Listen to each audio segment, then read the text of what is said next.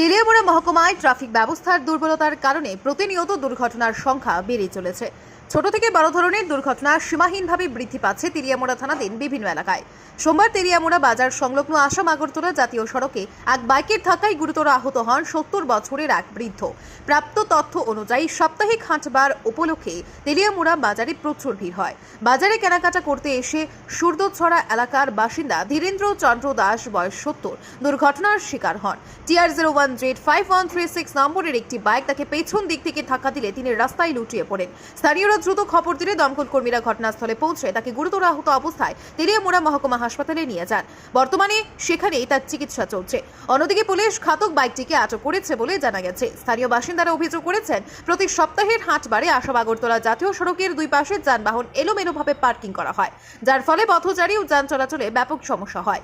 নেতাজি নগর bridge থেকে পুরাতন TRTC পর্যন্ত রাস্তার অবস্থাও বেহাল। নাগরিকদের একাংশের দাবি, ট্রাফিক পুলিশের যথাযথ তৎপরতার অভাবে প্রতিনিয়ত দুর্ঘটনা ঘটছে। ট্রাফিক ব্যবস্থার দুর্বলতা এবং পুলিশের নিষ্ক্রিয়তার কারণে